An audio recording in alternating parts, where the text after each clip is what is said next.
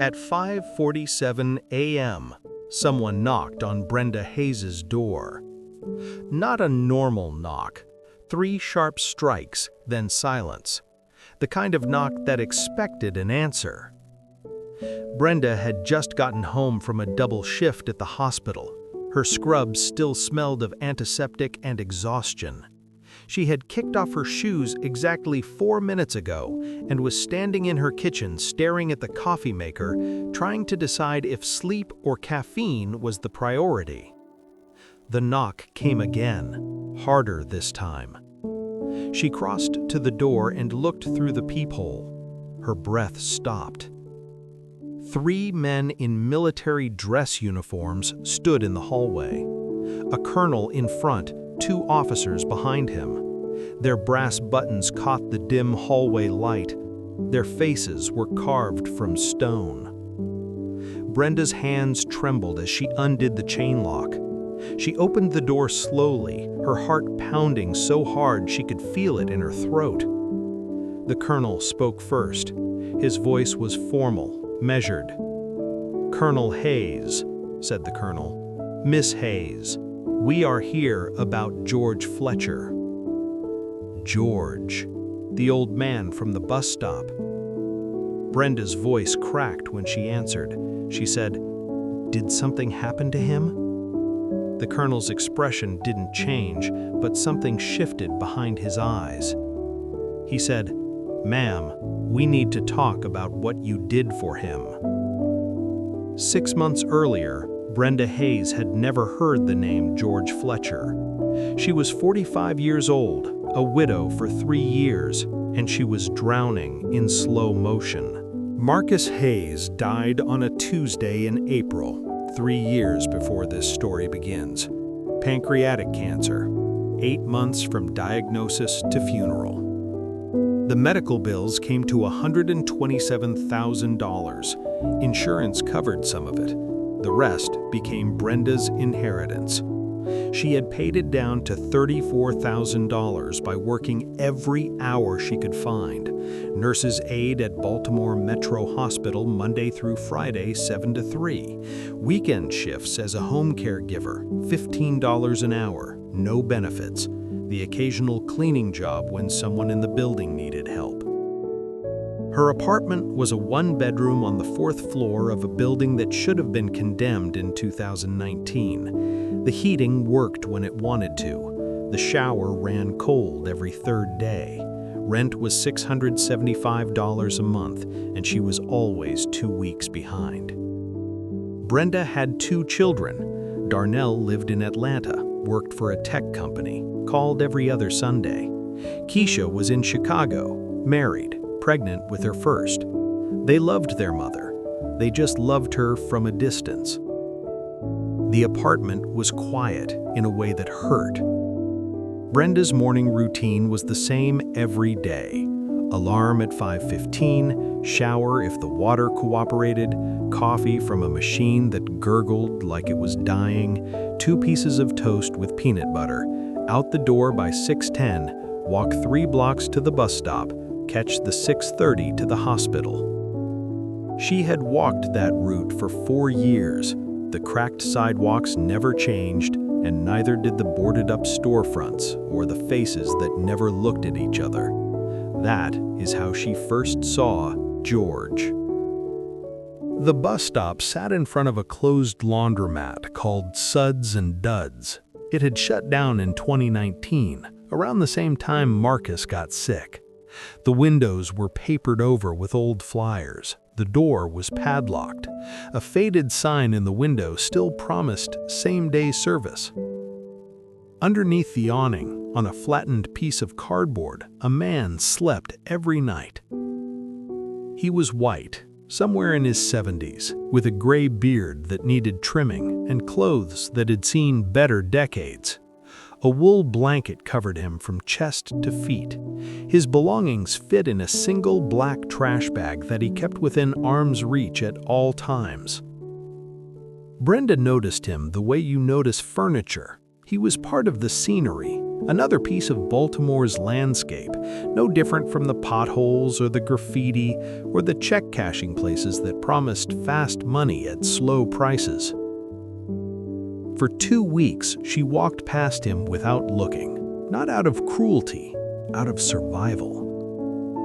She told herself the same thing every morning. She didn't have enough for herself. How was she supposed to have enough for anyone else?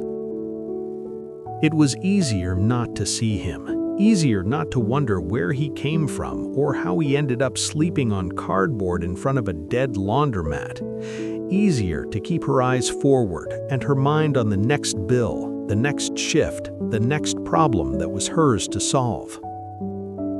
But every morning she noticed one thing.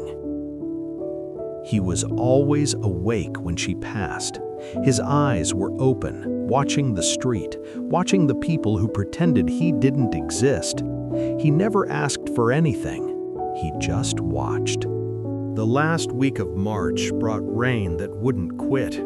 Cold rain, the kind that soaked through coats and settled into bones.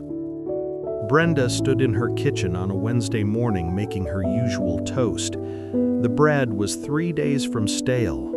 She grabbed 2 extra slices and made a second sandwich without thinking about it. Peanut butter, nothing fancy. She wrapped it in a paper towel and put it in her bag. Her plan was to eat it for lunch. Her shift at the hospital ran until 3, and the cafeteria food cost $4.50 for a sandwich half that size. Bringing her own saved money. But walking to the bus stop, she passed George's spot and saw him sitting up, blanket wrapped around his shoulders, staring at the rain dripping from the awning. She stopped. He looked at her, not with hope or expectation, just acknowledgement. 2 people sharing the same patch of wet sidewalk. Brenda reached into her bag and pulled out the sandwich. She said, "Excuse me, I made too much. Do you want this?" George looked at the sandwich, then at her face, then back at the sandwich. A long moment passed. The rain kept falling. He said, "You need that more than I do." Brenda almost laughed. She said, "That's debatable, but I'm offering." He reached out with both hands and took the sandwich like it was something fragile, something precious. He held it for a moment before speaking. He said, "Thank you." The words came out with dignity, not desperation. He wasn't begging, he was accepting. She said, "I'm Brenda." He nodded once. He said, "George Fletcher." Brenda almost walked away, almost went back to her routine of not seeing him, not getting involved. But something stopped her. Maybe it was the way he said, "Thank you." Maybe it was the rain. Maybe it was 3 years of eating alone and talking to no one but patients who forgot her name as soon as she left the room. She turned back. She asked, "How do you take your coffee?" George's eyebrows lifted.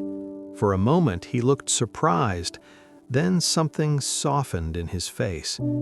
He said, "Black is fine." The next morning, Brenda brought coffee in a thermos and a banana. The morning after that, another sandwich and an apple. By Friday, she had stopped pretending it was accidental.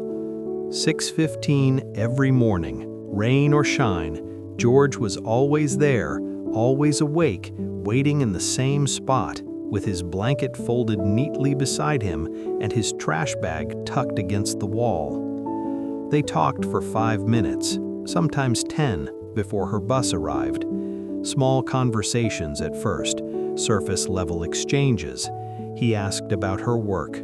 She told him about the hospital, the patients, the doctors who never learned her name. She asked about his day. He told her stories. Strange stories. He said once, "Back in my helicopter days, we flew people to places that don't show up on any map. You understand? Places that officially don't exist."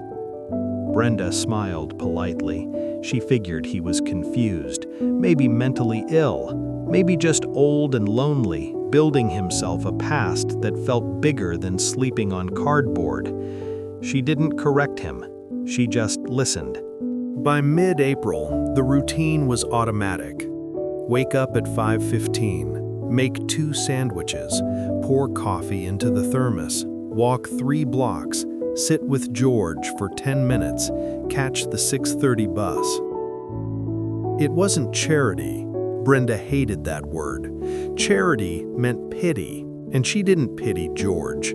She didn't know what she felt exactly, but it wasn't pity. It felt like the only honest thing she did all day. The rest of her life was survival, clocking in, clocking out, counting hours, counting dollars, counting the days until the next bill came due. But those 10 minutes at the bus stop were different. They were quiet. They were real. George kept telling stories, every morning another fragment. He said, "I worked for people whose names you'll never hear on the news, people who make decisions and then make sure there's no record of the decision." Another day, he said, "There are conversations I had that don't exist anymore. No recording, no transcript, just what's in here." He tapped his temple. Brenda assumed he was constructing an imaginary past, a life that felt more important than the life he was living now. She understood the impulse. Marcus had done something similar near the end. His mind wandered. He confused decades, mixed up names, told the same story 3 different ways. Brenda learned to listen without correcting. It was a kindness she could offer when there was nothing else left. She offered George the same kindness. She listened. May arrived, and with it the heat that made Baltimore feel like a wet blanket wrapped around your face. Brenda's week looked like this. Monday through Friday, she worked the day shift at the hospital, 7 in the morning until 3 in the afternoon, on her feet for 8 hours, helping patients who couldn't help themselves, changing sheets, emptying bedpans, listening to people talk about their children, their grandchildren, their regrets. Most of them forgot her name by the time she left the room. 2 evenings a week, she cleaned offices downtown, a law firm that paid $12 an hour under the table.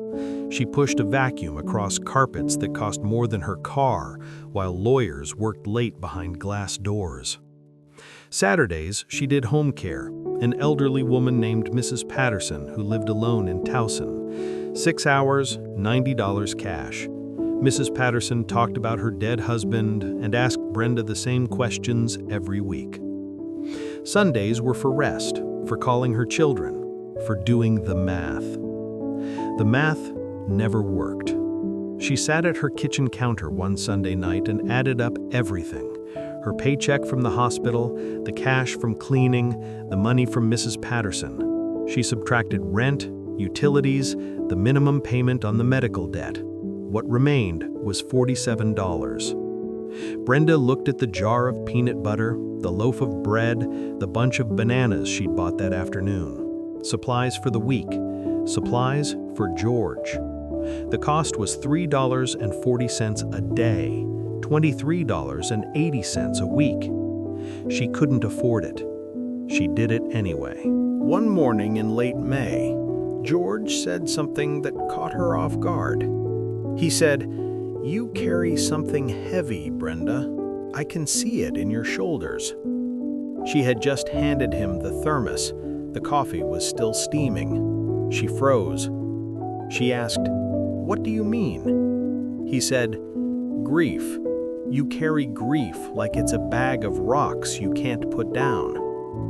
Brenda didn't answer right away. She sat on the bench beside him, something she rarely did. The bus wasn't coming for another 8 minutes. She said, "My husband died 3 years ago, cancer. We were married 22 years.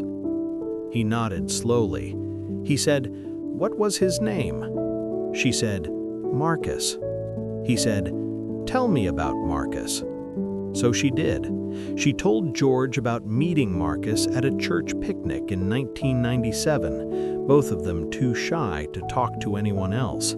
About the wedding in her grandmother's backyard, 70 people and a cake that melted in the heat. About Darnell and Keisha, born 2 years apart, growing up too fast, moving too far away. She told him about the diagnosis, about the 8 months, about holding Marcus's hand at the end while he apologized for leaving her with the bills. When she finished, George was quiet for a long moment. He said, "Grief doesn't make you weak, it just makes you tired." Brenda's eyes burned. She didn't cry. She hadn't cried in months. She said, "You sound like you know." He said, "My wife was Eleanor, 42 years." She asked, "What happened?" George's voice dropped. He said, "She died waiting for me, and I wasn't there." June brought longer days and stranger stories. George talked more now. The barrier between them had cracked open, and words spilled through. Every morning, another fragment, another piece of a life that sounded impossible. One day, he said, "I spent 3 years learning a language that officially has no native speakers left. A dead language, they call it. Except it wasn't dead. People still spoke it in certain rooms, certain buildings, certain countries where the maps lie about the borders." Brenda asked, "What language?" George smiled, a sad smile. He said, "If I told you, you'd have to forget I told you. That's how it works." She laughed. He didn't. Another morning, he said, "I was in a room once with 4 men. 3 of them are in history books now. Presidents, generals, names everyone knows. The 4th one made sure the other 3 got where they needed to go.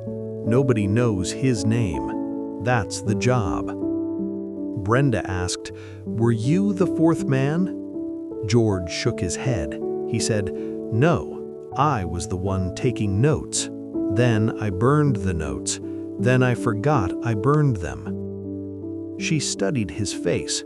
The stories were too detailed, too specific. Names she didn't recognize but could look up.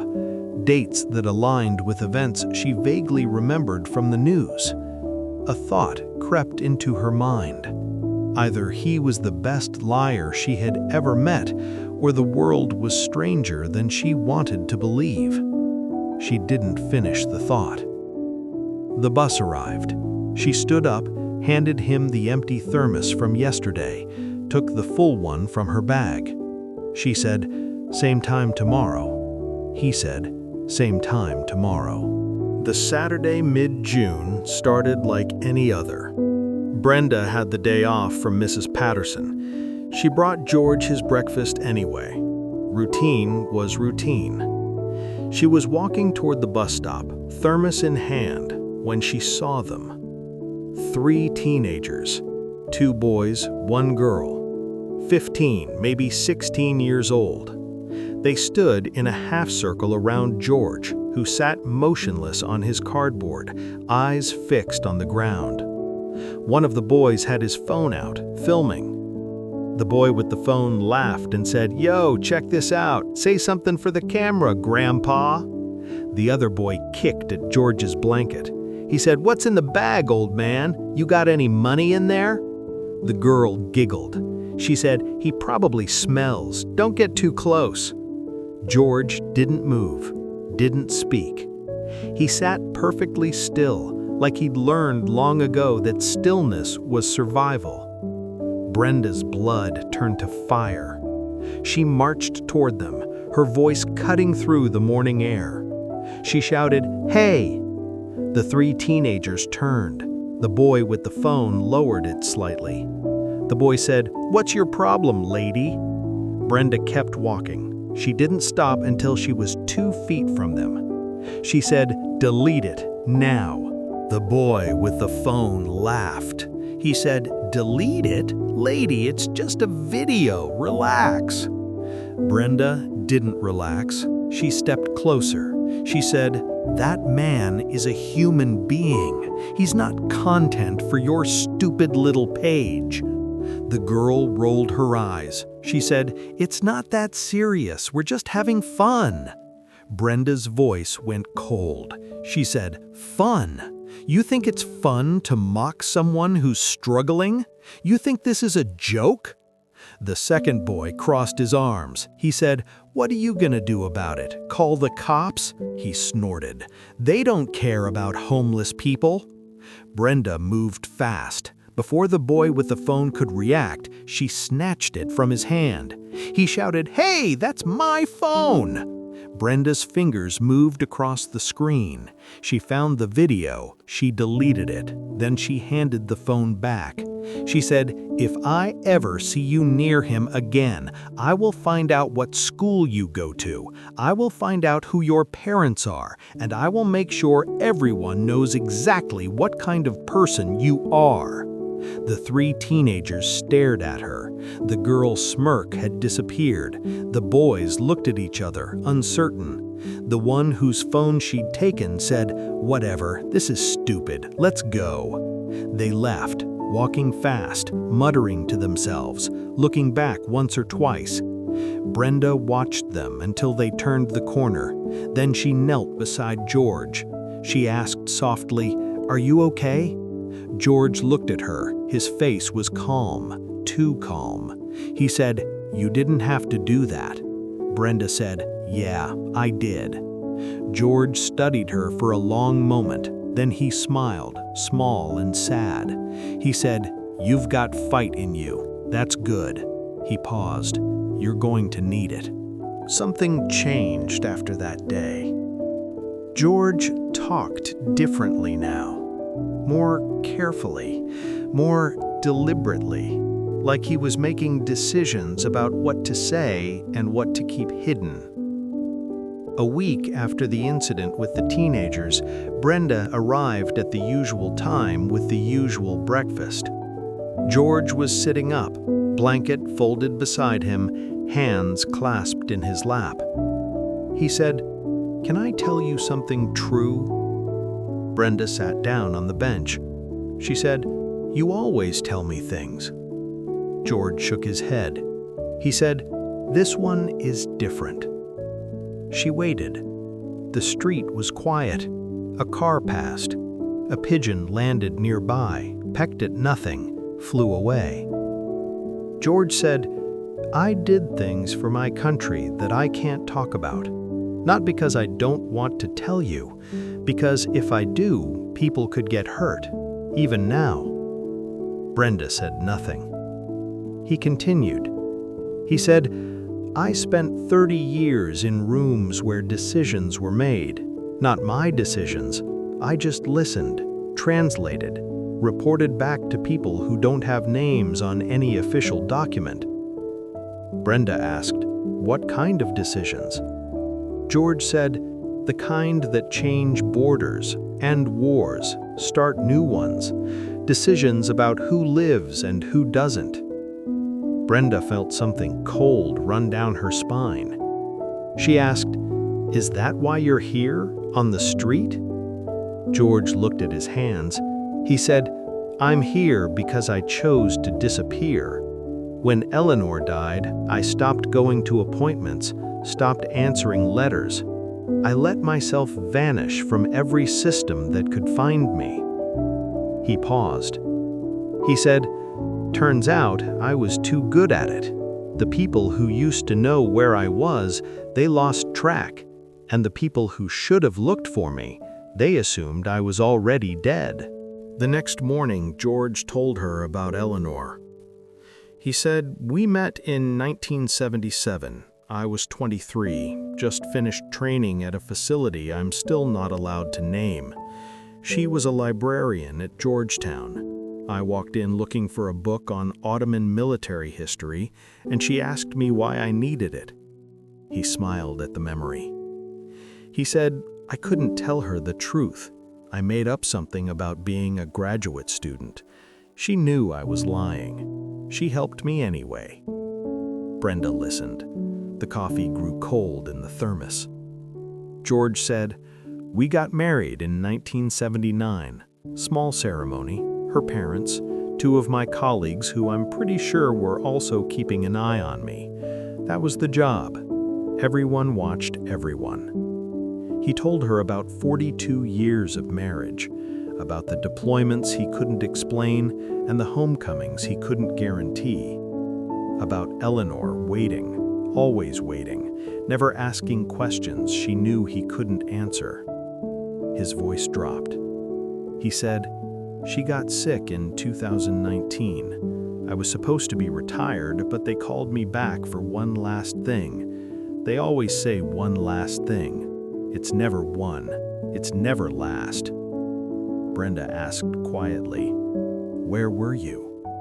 George said, "I was in a country that doesn't exist on most maps, talking to people who officially don't exist either. When I got the message that she was dying, I was 11,000 miles away and 3 days from any airport." He stopped. His jaw tightened. He said, "I came home to an empty house, her clothes in the closet, her coffee cup in the sink, a note on the kitchen table that said she loved me and she understood." Brenda's throat closed. George said, "She understood. 42 years and she understood. I still don't." That Sunday night, Brenda sat alone in her apartment with her phone in her hand. She typed words into the search bar: classified military operations, intelligence officers homeless, veterans lost in the system. The results painted a picture she didn't want to see. Thousands of veterans slipped through the cracks every year. The VA lost track of them. Bureaucracy swallowed their files. Men and women who had served their country ended up sleeping under bridges, in shelters, on cardboard in front of closed laundromats. Some of them had records so classified that even the people responsible for helping them couldn't access the information. Brenda thought about George's stories, the dates, the details, the way he described rooms and conversations with the precision of someone who had been trained to remember everything. She searched for events he had mentioned: a summit in Geneva in 1985, a crisis in Central America in 1989, a meeting in Moscow in 1991. The dates matched. The events were real. She sat back in her chair. The apartment was quiet. The clock on the wall ticked. Either he's been reading history books and building an elaborate fantasy, or he's telling the truth. She didn't know which option scared her more. But she made a decision that night. It didn't matter. The stories, the secrets, the classified history that may or may not have been real, none of it changed anything. George was a man who needed breakfast. She was a woman who could provide it. Tomorrow morning, same time, same place. The rest was beyond her control. July in Baltimore was brutal. Heat rose from the pavement in visible waves. The air felt thick enough to chew. Brenda worried about George. She brought extra water. She brought fruit that wouldn't spoil in the heat. She asked him every morning if he was drinking enough, eating enough, staying in the shade. He waved off her concerns. He said, "I survived worse than summer in Maryland." But by the third week of July, she could see the change. His skin looked gray. His breathing had a rasp to it. He coughed more than he talked. She said, "George, you need to see a doctor." He shook his head. He said, "Doctors ask questions. Questions mean paperwork. Paperwork means someone finds me." She said, "George, you're sick." He looked at her with those clear eyes, still sharp despite everything. He said, "I've been sick before. I'll be fine." He wasn't fine. 2 days later, Brenda arrived at the bus stop at 6:15. George wasn't there. Everything else was: the cardboard, the neatly folded blanket, the trash bag of belongings, but George was gone. Brenda's heart seized. She looked up and down the street, nothing. 20 minutes of searching, behind the laundromat, the alley, the church 2 blocks over that sometimes let homeless people sleep in the basement. She found him behind the laundromat, slumped against the wall, barely conscious. Brenda dropped to her knees beside him. She said, "George, can you hear me?" His eyes fluttered open. He tried to speak. All that came out was a wet, rattling cough. Brenda pulled out her phone and dialed 911. The ambulance came in 7 minutes. They loaded George onto a stretcher while Brenda answered questions she didn't know the answers to. The paramedics asked, "What's his date of birth? Does he have any allergies? Is he on any medications?" Brenda said, "I don't know. I don't know. I don't know." The paramedic asked, "Are you family?" Brenda hesitated. 1 second, 2 seconds. She said, "Yes, I'm all he has." They took him to Baltimore Metro, the same hospital where Brenda worked. She rode in the ambulance, holding George's hand while monitors beeped and paramedics spoke in shorthand she almost understood. Pneumonia, severe, the kind that kills elderly people, especially elderly people who have been living on the street for 3 years. At the hospital, they asked her to sign forms: emergency contact, medical decisions, financial responsibility. Brenda signed everything. A nurse she knew from the 3rd floor walked past, did a double take. The nurse asked, "Brenda, what are you doing here? I thought you were off today." Brenda said, "I am. This is my friend." The nurse looked at George, unconscious on the gurney, oxygen mask over his face. The nurse said, "I didn't know you had a friend named George." Brenda said, "Neither did I until 6 months ago." They put George in a room on the 4th floor. Brenda sat in the chair beside his bed. She didn't leave for 14 hours.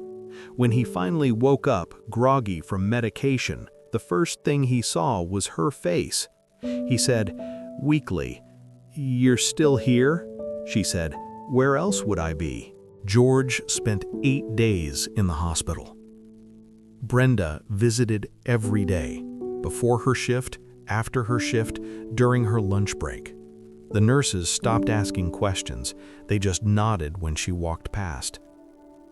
On the 3rd day, she brought George's belongings from the bus stop: the trash bag, the blanket, the cardboard that had been his bed. Inside the bag, she found something she'd never seen before: a notebook, leather cover, worn soft with age, pages filled with handwriting, dense and precise. She held it up. She asked, "George, what is this?" He looked at the notebook. His face changed. Something crossed his expression that she couldn't read.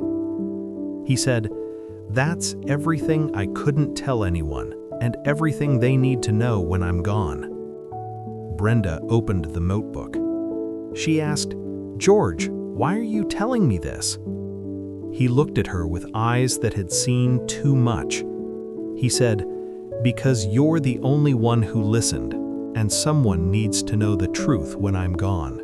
On the 7th day, George asked Brenda to sit close. His voice was weaker now. The pneumonia had retreated, but something else was failing. The doctors used words like systemic and cascading and age-related decline. George said, "I need to tell you something about the notebook." Brenda leaned in. He said, "It's not just for me. There are others like me out there, veterans who got lost in the system, men and women who served in operations that don't officially exist, which means their records don't officially exist either." He took a breath. It rattled. He said, "When you serve in the shadows, Sometimes the shadows forget to let you out. The VA can't help people they can't find, and they can't find people whose files are locked behind clearances nobody has anymore. Brenda said, "How many people are we talking about?" George said, "I don't know. Dozens, maybe hundreds, scattered across the country, sleeping on sidewalks, waiting for help that doesn't know they exist." He reached out and took her hand. His grip was weak, but deliberate.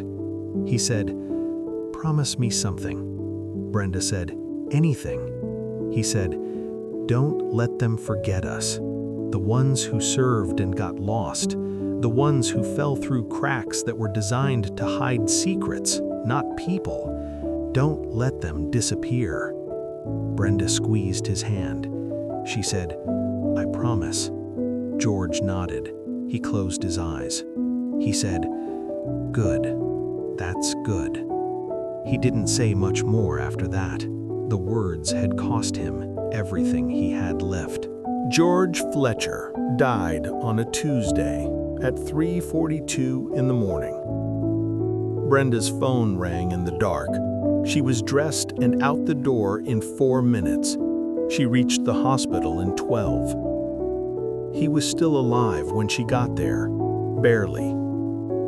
She sat beside him and took his hand. The monitors beeped their slow rhythm. His breathing was shallow, irregular, like an engine running out of fuel. His eyes opened one last time. He said, her name soft as paper, "Brenda." She said, "I'm here." He tried to smile. He said, "You know what I remember most about Eleanor?" Brenda's voice cracked. She said, "What?" He said, "The way she made coffee. Too strong, too sweet, perfect." A long pause. The machines hummed. He said, "You make good coffee too. Black, no sugar, just how I like it." Brenda couldn't speak. She just held his hand tighter. George's eyes drifted closed. He said, almost too quiet to hear, "Thank you for seeing me."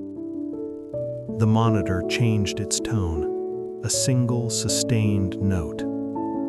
Brenda didn't let go. She sat in that chair, holding the hand of a man she'd known for 6 months, a man who had changed her life with a peanut butter sandwich and a thermos of coffee. She sat there until the nurses came, until they asked her to step outside, until the sun came up over Baltimore and another day began without George Fletcher in it. 3 weeks after George died, the military came to Brenda's door. She understood now why they were there. Her name was on every form at the hospital. Emergency contact, next of kin.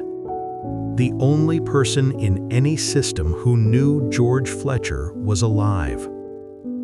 Colonel Hayes explained everything. He told her that George had served for 31 years in military intelligence. His work was so classified that parts of his own file were redacted from people with top-secret clearance. When he stopped showing up at the VA, the system assumed he had died. His file was archived. His benefits were suspended. George Fletcher had ceased to exist.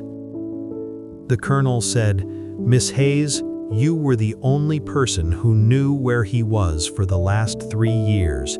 You saw him every day. You were the only one who cared."